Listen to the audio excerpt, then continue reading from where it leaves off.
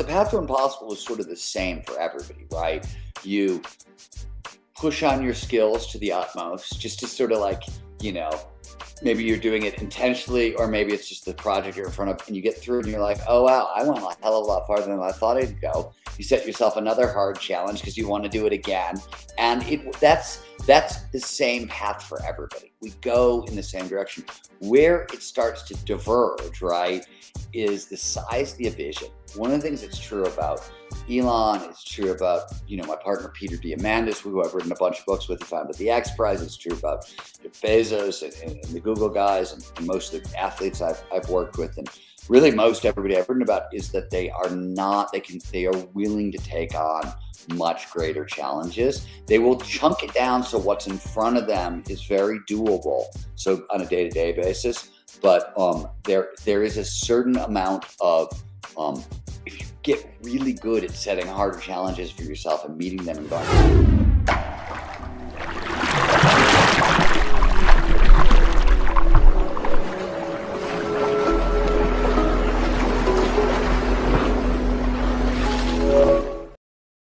Hey, what's up, Masters? Welcome to another episode of Path to Mastery podcast. And today we have a cool treat. We're with Mr. Steven Kotler. Steven, how's it going, sir?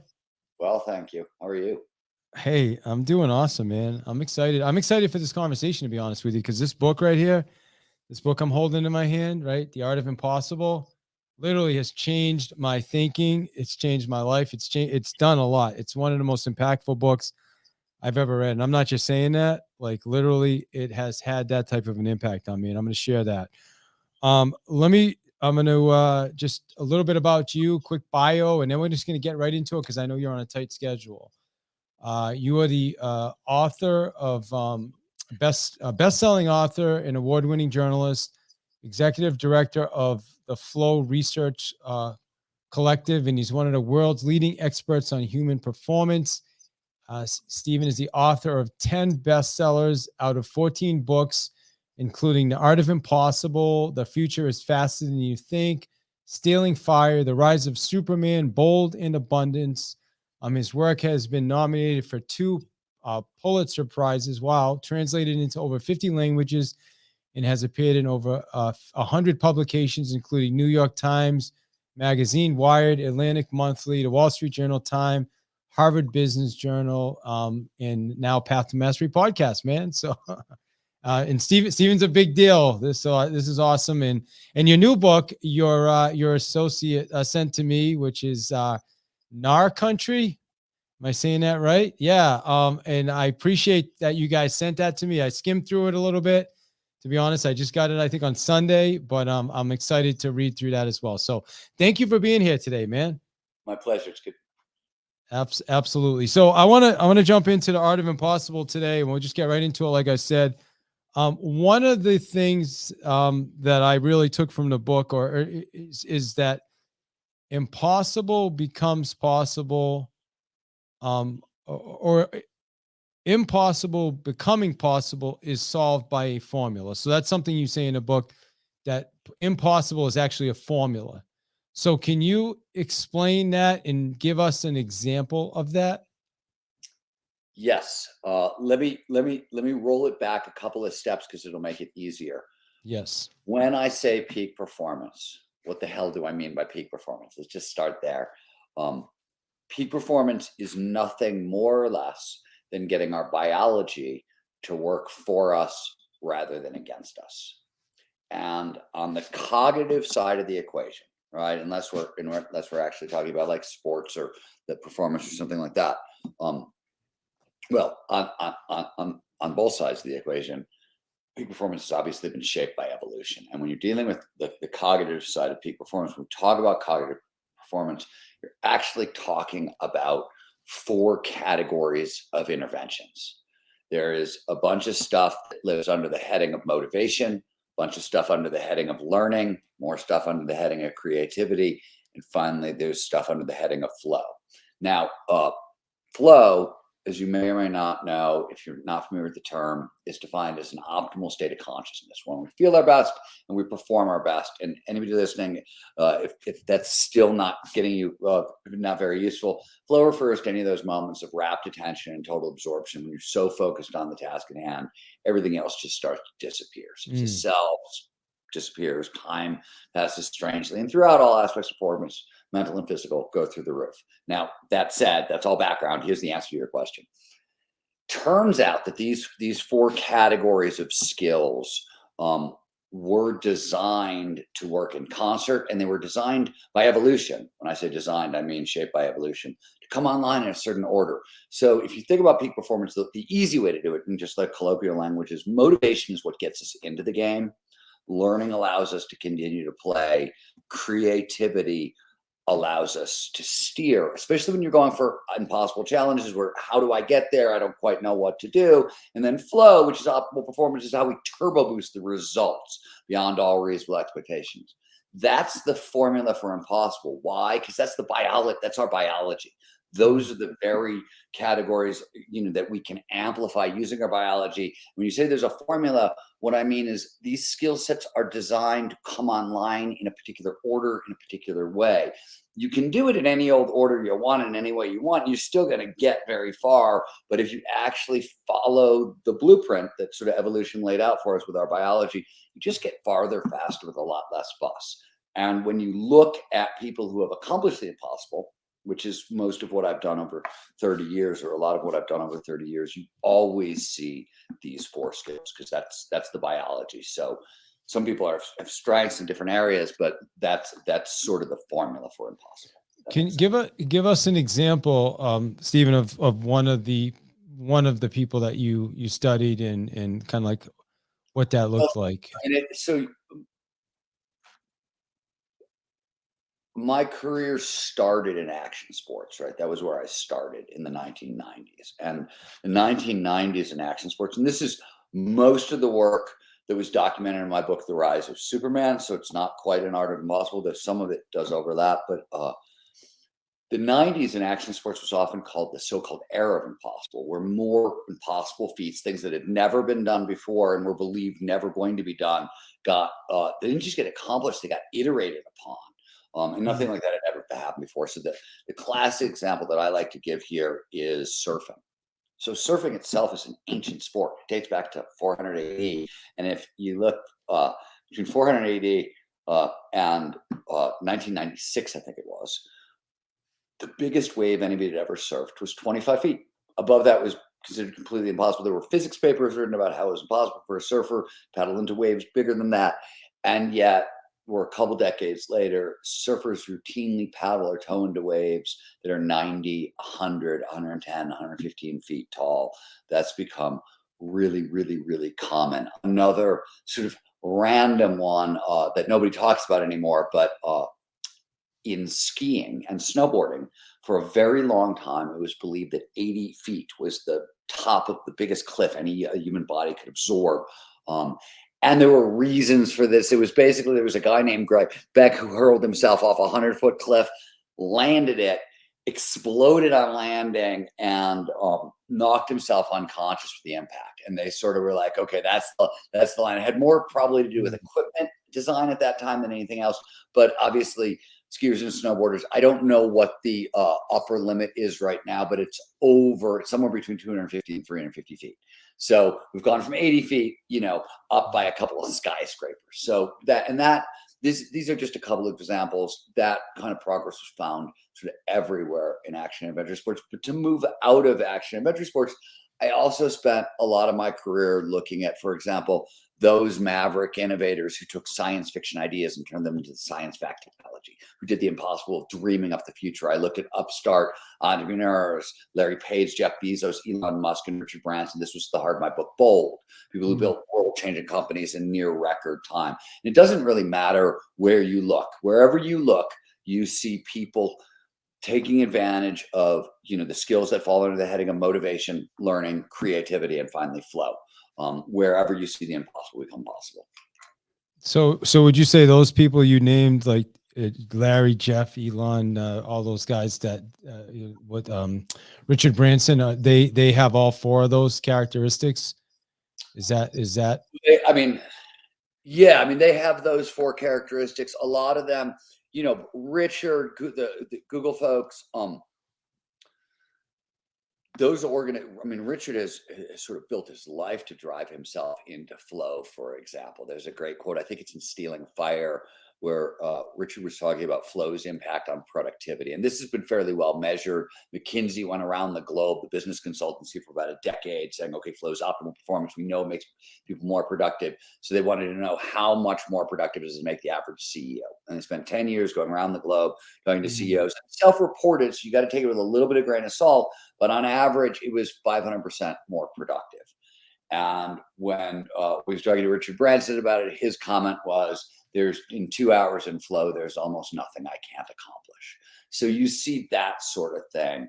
And then, at Google, you see not just it in the founders, but you see, so something like 20% time, for example, which is one of the ideas at Google, where if you're an engineer at Google, you get to spend about 20% of your time working on projects of your own devising. They have to help the company's bottom line, but why is this? Well, one of the reasons is autonomy. When you're the person steering the ship, tends to work as a flow trigger. So if you're interested in more flow, more optimal performance in your life, you want more autonomy. We could talk about why and where that comes from, but 20% time is about giving employees not just the autonomy to pursue their own projects, the autonomy to pursue flow in the workplace as well. So there's a lot of if you start understanding what's going on at a peak performance level, you see how these folks have lived their lives, but also sort of how they've started to shape their companies. Is there is there a way, like when I'm listening to you talk about flow, I think of it as just, for the most part, I mean, just being present, right? Like sometimes that could be a flow, right? Or like running, sometimes like a runner's high. Is that an example also of like a flow? And are there ways to kind of get yourself there? Well,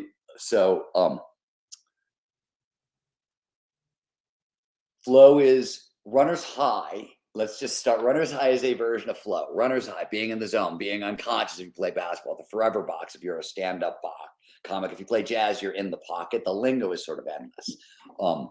How do we define flow is sort of the place to start with. How do you know if you're in flow? It's more than that's more than just complete concentration, but you're not wrong. That's actually so.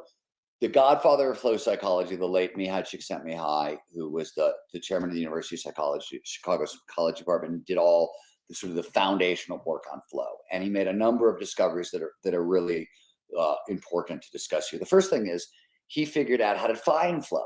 Flow has 6, quote unquote, big word coming, phenomenological preconditions, meaning phenomenological is just a fancy way of saying this is how the state makes me feel. This is my experience of being in flow. That's what it means. So the first one, as you mentioned, it's complete concentration on the task at hand. How do you know you're in flow? One reason is there's total concentration on the task at hand. The next thing, there's a merger of action and awareness. There's the vanishing or the diminishment of our sense of self, sense of self-consciousness, bodily awareness. Time passes strangely. It'll speed up. And 5 hours, you'll get so sucked into what you're doing. 5 hours go by in like 5 minutes. Sometimes you'll slow down. You get a freeze frame effect. Maybe you've like been in a car crash, for example. But most frequently, we just get so sucked into what we're doing that time flies and we don't even notice. We talk about on the outside, hey, flow underpins peak performance. That's not the experience on the inside. The experience on the inside is, oh wow, I can control things I can't normally control. This could be anything from like, you in a business deal and like the deal is just flowing perfectly. And, every question the client asks is just like the next question you have an answer for, and it's just going perfectly. It could be me as a writer, 4 a.m. on a Monday, and something like I'm doing things in my sentences that, they don't normally happen at 4 a.m. on a Monday kind of thing. Or it's a basketball player and suddenly the hoop looks as big as a hula hoop and they can't miss. So that's that feeling of control. And finally, we define flow as another big word, autotelic, which is a fancy word of saying an end in itself. It means flow is so euphoric, so pleasurable, so joyous. It's addictive. once an experience starts producing flow, we will go really far out of our way to get more of it. So those 6 categories define flow. Important thing that Csikszentmihalyi also discovered is it's not a singular experience. Flow is actually a spectrum of experiences. So like anger, right? You could be a little irked or homicidally murderous, you still feeling anger. Flow is the same way. You could be in a state of micro flow. This is when those 6 conditions I just mentioned show up, but they're like dialed to 1 or 2. So like I'll give you an example that it happens to all of us all the time. You go to work, you sit down, you want to write a quickie email to a coworker, colleague, or your boss. And you get so sucked into what you're doing that you end up writing an essay. You look up an hour's gone by, and maybe self-awareness didn't totally vanish, but bodily awareness sure did. When you pop back into consciousness, you're like, oh crap, I got to run to the bathroom. I didn't even notice. That happens to almost all of us, almost on a daily basis, right? That's micro flow. Macro flow is when all those qualities show up and they're turned all the way up to 11. Most people mistake the macro flow experiences for the whole thing. They don't realize they have micro flow experiences all the time. And they also don't realize that you can take a micro flow experience and amplify it to a macro flow experience. Now, second half of your question, which was, okay, once this thing is a thing, if how do you define this thing? How do I get more of it? That's the right. Is this possible? How do you turn that on, right? Yep. All right. So let me give you a little bit of background on my organization, the Flow Research Collective, because it'll help here. We're a research and training organization. On the research side, we work with neuroscientists and psychologists at USC and UCLA and Stanford and UC Davis and Imperial College in London and all over the globe. And we research the neurobiology of peak human performance. What's going on in the brain and the body when people are performing at their best. We use this to train people. We work in 130 countries, so we work globally. On the individual side, we train everybody from like professional athletes and members of the U.S. Special Forces through, insurance brokers in Delhi and coders in Dubai and, soccer moms in Indiana. And you can take your pick. So we work with a huge swatch of people, a lot of CEOs. And then on the organizational side, we train everybody from companies like Facebook and Accenture and Bain Capital, all the way through like the Air Force and the San Francisco Police Department. And the reason I mention all this is we're data geeks. We have enormously effective, data sets on what works and what doesn't. So here's what I can tell you. The first thing I can tell you is flow is really trainable. We have an 8-week digitally delivered training. It's a heavy training. You go through it with like a PhD psychologist as your coach. But we see on average a 70 to 80% increase in flow on the back end. And this is over tens of thousands of people every year training. So very, very trainable. How does it work? Flow states have triggers, preconditions that lead to more flow. You want more flow in your life, these triggers are your toolkit. So the first thing to know is the most important. And you nailed it earlier when you said that, hey, when I'm in flow, I'm totally concentrated. You're absolutely right. Flow follows focus. It only shows up when all our attention is right here, right now. So that's what all the triggers do. There's 22 of them. They work in different ways neurobiologically, but all of them drive attention into the present moment. So these are your toolkit. Let me give you a bunch of different examples, and let's go back to where you started. You started with complete concentration. Absolutely. Complete concentration is actually a flow trigger. Besides being a description of the state, it works as a trigger for the state. But what does that mean? Right? Like complete, okay, what is one? It means you want to, if you can, you want to block a certain amount of time for complete concentration. We tell people if you can, if possible, you want to work in accordance with your circadian rhythms. Meaning some people, I'm an extreme lark. I get up really early. I'm most awake and alert at 4 o'clock in the morning, right? Most people are just normal. They wake up around 8 or 9, and that's when they're most alert. My wife's a night owl. She doesn't really come alive till 4 or 5 o'clock in the evening. That's your circadian rhythms. You can sort of adjust them, but it's hard to battle your circadian rhythms. It really is. So, but you want to start your work session with, if you can, a 90-minute block for uninterrupted concentration. Certainly start by starting, but 90 minutes is an ideal. And why is that? Because the brain actually has a built-in slot to focus for about 90 minutes. Everybody knows we have a REM cycle when we sleep, the sleep cycle. And it takes about 110 minutes to go through the whole thing. Similarly, we have a waking focus cycle that's roughly the same length. And so this is ideal. We also tell people to go into that work session, practice distraction management. you are not going to be more powerful than your devices. This device was modeled after, whether or not you know this, a slot machine, the most addictive Mm. and attention-getting machine ever created. That's what they designed the smartphone around. So shut off your email, instant messaging, text alerts, notifications, everything you possibly can shut off ahead of time. Manicure your office, manicure your space. This also means have your conversations. Have talk conversations with your spouse, with your loved ones, if you're working from home, with your boss. Everybody wants your attention. Flow, among the things amplified, right? Motivation, productivity go through the roof. If you give me 90 minutes in the morning to drop into flow, you're going to get so much more done. You're going to actually gain time back for your bosses, for your family. Something going on in the background, I Yeah, hear. my dog all of a sudden started screeching in pain, and I can't figure out what's going on with him. Buddy, are you okay? Did that just scare you? I don't know what that was. All right, we're gonna keep going. Well, let me do this, because I also I want to jump into curiosity as well, because that was probably one of the biggest impacts I got from the book, was just talk about curiosity, and why is that so So important? curiosity is a flow trigger, but it's the foundation of motivation. So when motivation is a catch-all term, for anything that's like, I always say that the big deal with motivation is when we're motivated, especially with curious is great. What do we get? We get focus for free. So the brain is an energy hog. It's 2% of our body weight uses 20% of our energy, and that's at rest. So anything we can do to preserve energy is a really big deal. Everything that when we're motivated, right? When we're curious or passionate or on purposeful, we get focused for free. We don't have to struggle to pay attention to things. We're curious. It happens automatically. So under the hood, curiosity is actually the neurochemical dopamine.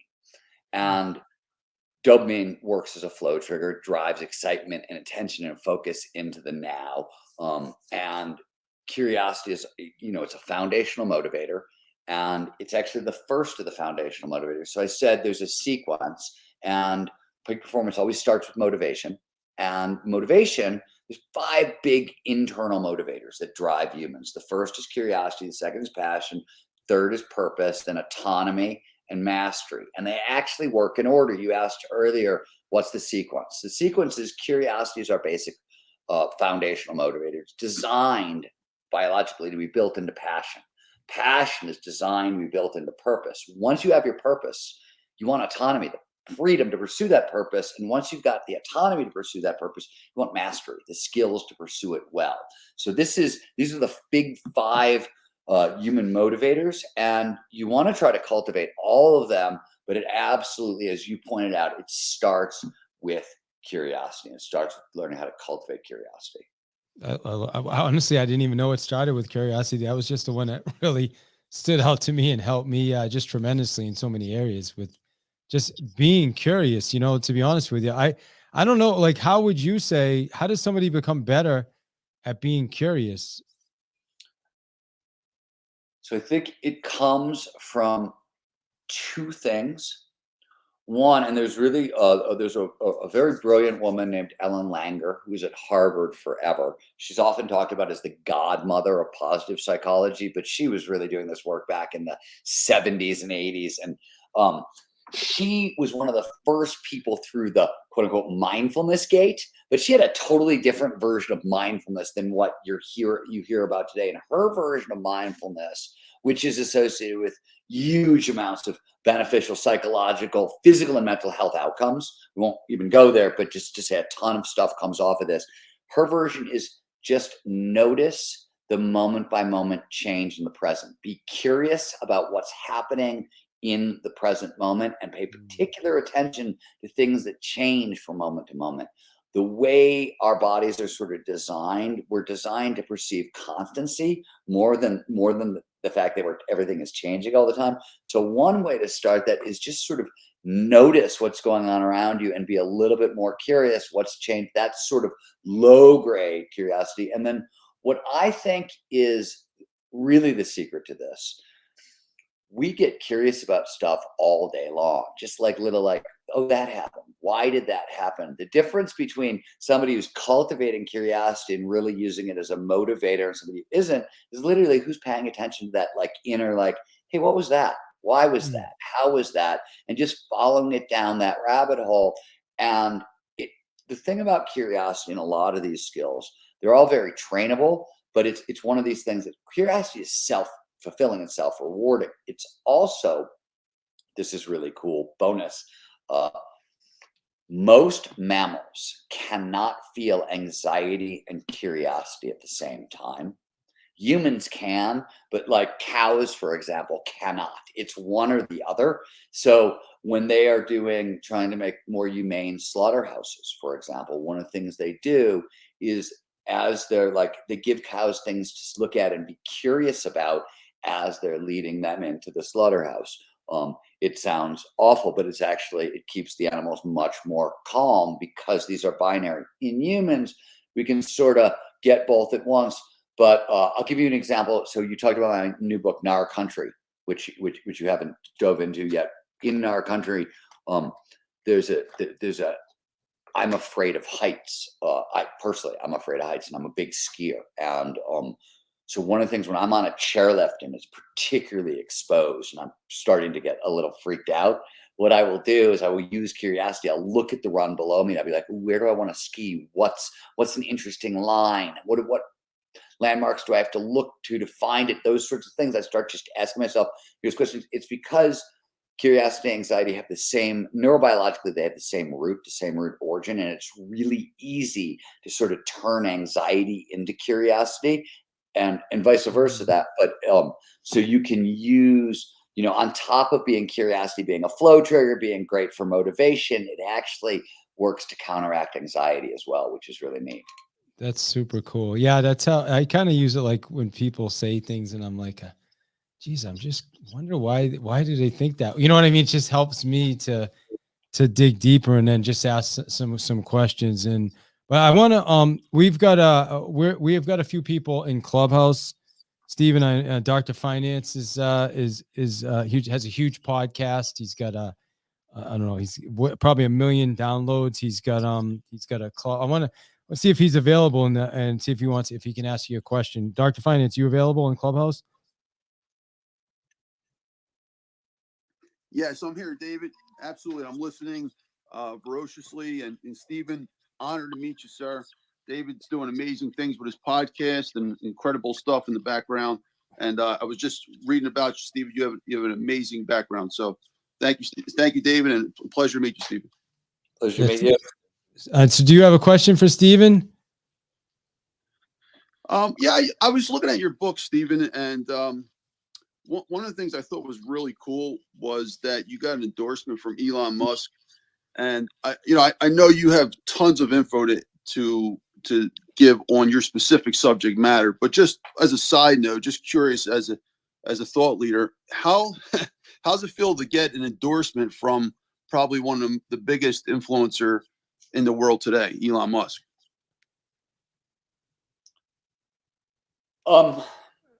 I don't know. I've had that's happened a lot. It always feels amazing. Is really the answer. I mean, I've gotten some great endorsements along the way, including Elon, and it's cool that he's a fan of the work, and I don't know what else to say. Cool. Well, Dr. Finance, appreciate you asking a question. I know, Steven, I know your assistant said you had about a 5-minute max buffer. So I've got well, first off, you want to let people know the best way to get more information on what you do, and if they want, to update, if they want to pick up your books and things like that, what's the best way to do that? Yeah, StevenKotler.com, Kotler is Kotler.com. Is there anything you want to know about me? And if you're interested in the flow work and the flow training and that sort of stuff, flowresearchcollective.com gets you all that. Okay, excellent. And the question that really I was thinking about earlier is, and I guess we can wrap with this, is what would you say? I want to go back to the flow. what would you say is the biggest obstacle when it comes to flow that we can help our listeners to be able to work through? So let me just give your listeners a gift here, like that we can solve this one. So this is such a Absolutely. common question for us that and it turns out there's 6 major flow blockers, and it depends on who you are individually. And we built a diagnostic. So if you go to flowresearchcollective.com/flow blockers, we built a giant diagnostic. It's been used by hundreds of thousands of people at this point. And it's literally just it's a pretty thorough survey, and send in your answers, and we'll send you back a very sort of detailed blow by blow thing to get out of your own way. Obviously, from our earlier conversation, distraction is very high up on the list as well. The couple others, but have that diagnostic, because that's free. And why don't we use this time so you can ask me a different question, because that when we have something So, further. okay, fair enough. Is meditation, like, does that help? I meditate. I feel like it helps me. Is that important in your opinion? And Yeah, I think it's very important. Now, flow follows focus, right? It shows up when all our attention is in the here and now. So any of the focus-based meditations, mindfulness, breath work practices, that sort of stuff are really phenomenal for training up flow. One of the things, and the sort of the emotional distancing you get, the emotional control that comes with mindfulness is really helpful. We have there's research that says if you're working on very creative projects and you need really divergent thinking, for example, which is something that flow amplifies creativity. But if you're working on that, you'd be better served with an open senses meditation, like a Vipassana style, where you sort of instead of trying to focus on your breath, you just watch sort of everything that's happening in the present moment without judging it. That's an open senses meditation. It turns out focus meditation is really good for convergent, logical kind of problem solving, and open senses Vipassana meditation is really good for creativity. Both are great for flow. Both are going to help with flow, but depending on what kind of project you're working on, depends on which meditation system you might want to reach for. awesome, cool. Well, I've been doing TM for a little while, so I've done different ones. But I'm kind of curious with, if I go back to Dr. Finance's question, with Elon, what would you say is the biggest thing you learned from Elon? Like, what would you say was your takeaway from working with him that you would share with us?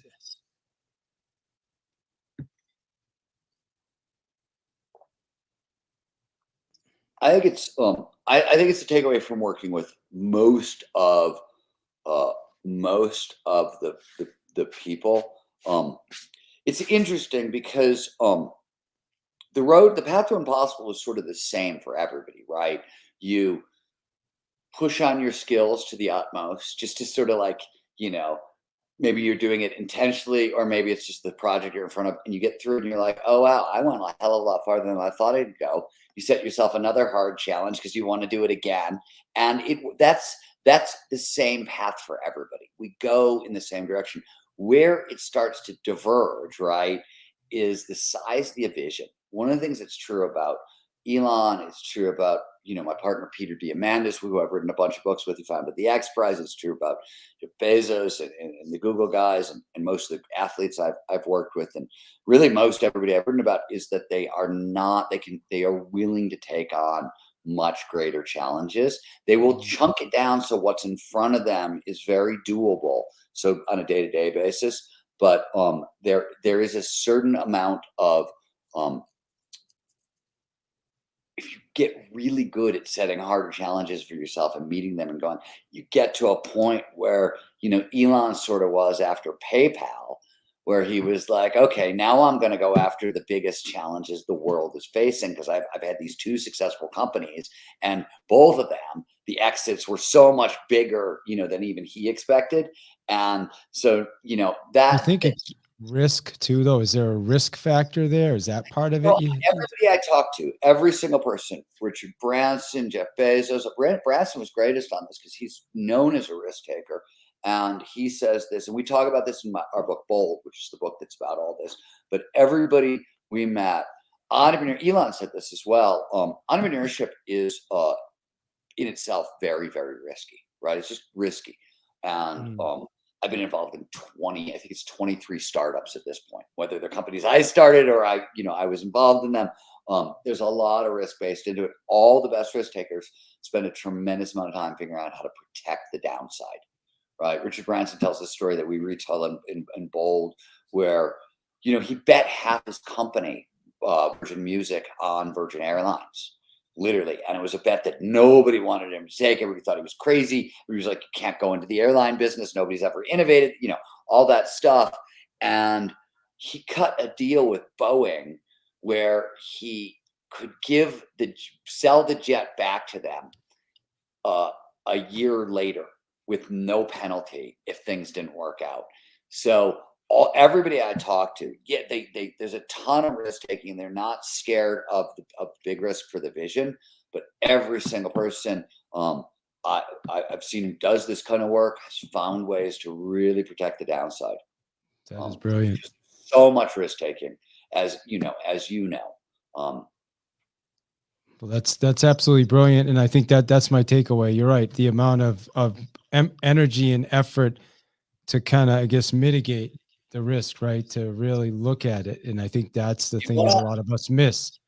Yeah. I have no problem personally with my company, taking big chances, but I spend a really long time making sure, you know what I mean? That even if the big chance goes totally horribly wrong, we're fine.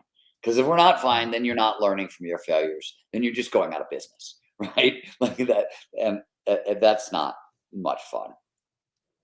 All right. Well, I appreciate your time, sir. Thank you. It was nice to meet you. Maybe we can connect in the future after I have a chance to read your new book. And just want to thank you for your time today. Pleasure. Thank you for having me. Take care of yourself. All right. You too. Bye-bye. All right.